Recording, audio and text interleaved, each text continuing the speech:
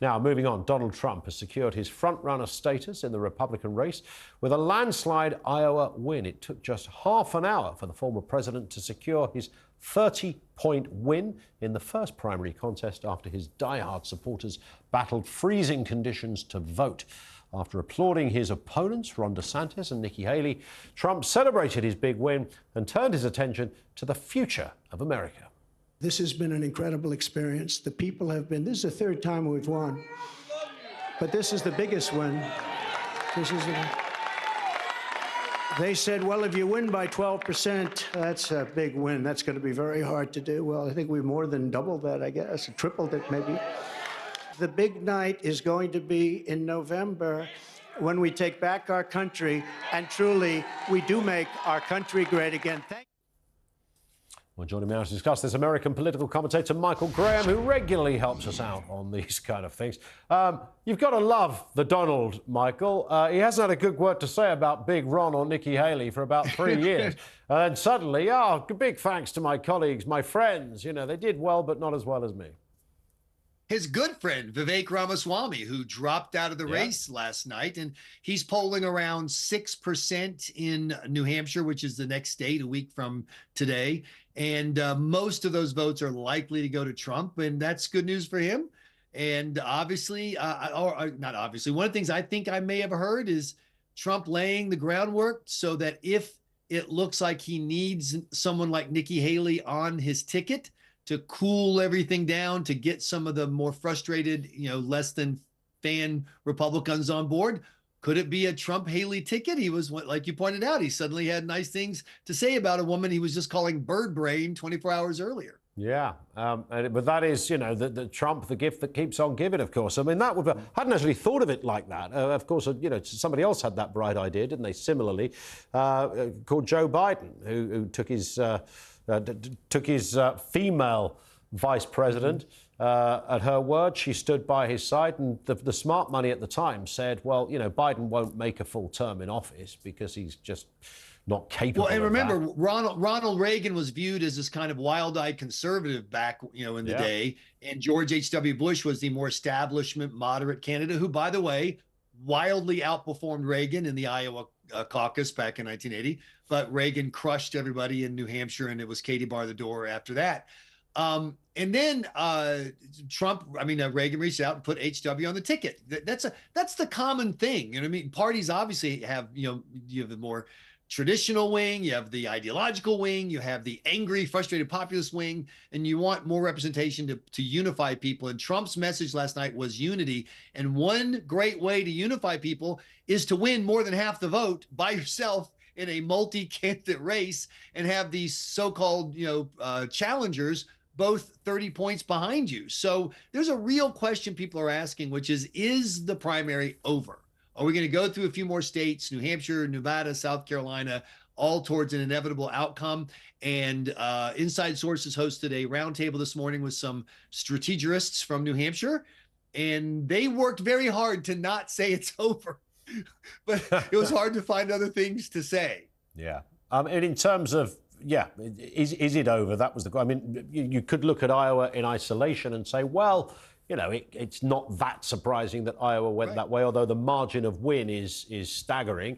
There's still work to be done. But if it were to be that New Hampshire and others followed suit, Trump's on the ticket. Some would say that's exactly what the Democrats wanted. They want their man to battle this out against Donald Trump. I've never quite bought that argument. I think that's a fairly foolish, naive one, frankly. But nonetheless, that appears to be their position, that Trump is the man they can beat. Some of the others, maybe not so much.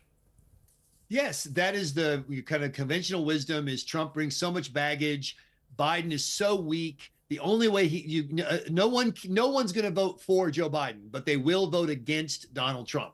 So if you can arrange to have Trump run against you, then you can be older and infirm and kind of lost and have America firing missiles at Yemen and not have a presidential address. That's very unusual. Usually when you're firing missiles at another country, the president will at least take a few minutes, sit behind the big desk and explain to America what's going on. That's not happening. And a lot of people believe is because Joe Biden is too infirm to do things like that. So is that true? I don't know, but that's the belief. But Trump's argument is, look, people are looking back at when I was actually president. This is very rare. We have not had a former president running for president in a serious way since at least Harry Truman, if not before that. Yeah. And when Trump, before COVID hit, America was at peace. The economy was doing well. People felt like, you know, things were not out of control. And now they don't have that feeling. And I think it's interesting. You look at the Iowa numbers, Trump won among women. He actually did better among women, Republicans, and men. And he still won the college educated affluent women. That's supposed to be the group that someone like Nikki Haley, a more moderate candidate, can carry. Well, he won them and won them pretty handily. And I would argue that what we're seeing is an order versus disorder campaign. And astonishingly, I don't know how this happened, Trump is the order candidate. How the heck did he become? Yeah. You know, he's the guy who breaks the stuff. He's not the guy who cleans it up. And yet, because people perceive things are such a mess, America, they wonder if it's weak, if Trump, you know, Biden's hand on the tiller is so weak. Maybe this Trump is the strong man to help bring back order.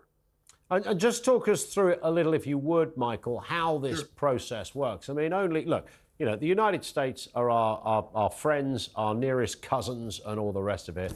But you guys really know how to convolute a simple vote, Yes, right? I mean, this could be, look, they teach you this stuff at school, right? Here's two people, you vote for that one or that. No, none of that. No. We're going to go through all the states, and then there's going to be sub-elections and other elections and caucuses and rallies, and then you vote on this, and then it gets put to a vote. My goodness.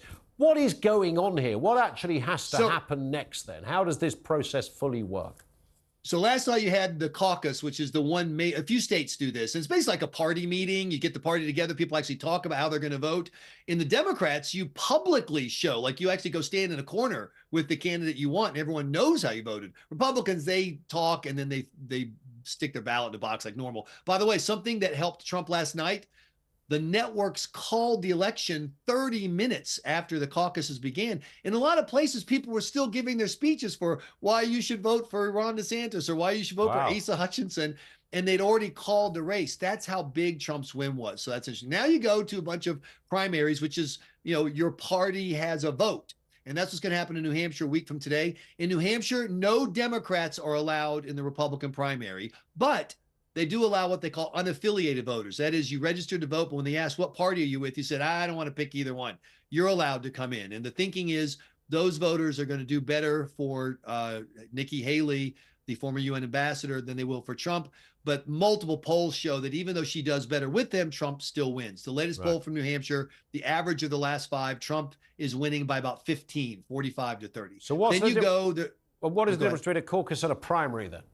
So primary is just like a normal election. It's just, you know, it's a party election. So in what we call a general election, if you're a registered voter, you get to vote. If you're a registered Democrat and you show up in New Hampshire to vote against Donald Trump and for Nikki Haley, you can't vote because your club is having its own vote. And so you'll have to bring me back, by the way, to talk about Biden and the Democrats, how they're screwing that up. But that's a separate issue. And so Trump has a 15-point lead in the polls in New Hampshire. He's got about 25-point lead in Nikki Haley's home state of South Carolina, a state I grew up in. I used to run campaigns there, and I will tell you, Donald Trump is very strong there. And people are asking themselves, if Trump wins Iowa, wins New Hampshire, wins South Carolina, none of them are particularly close, then why does this continue? There's no polling that shows, for example, that, well, you know, once you get down south or once you get out west, you know, someone else is going to win. Trump is winning in the national polls. He's winning in the state-by-state polls. And so the conventional wisdom is you're going to have the primaries. That's the system. But are you going to have a real competition, a real race? That's the question. So the first person ever, I never thought of that powerful tool to be able to say when I was president. I mean, that's quite something. That plays out really well. But also the first time that ever went from, first person that ever went from an election win, if we can call it that, straight into the courthouse, because that's exactly what happened with Mr. Trump. And these things seem to happen daily for him almost.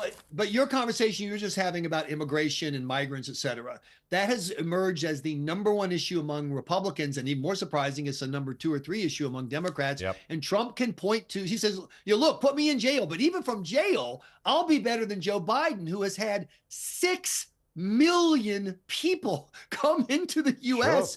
on his watch. And a lot of people who didn't care about immigration a few years ago are now, they see the images from the border. They see cities like New York and Chicago struggling. Yep. And they say, you know, Trump was able to do something. Why can't Biden? It's a pretty strong argument. We will speak again many times before November, I hope, Michael. As ever, thank you, Michael Graham, American political commentator with us.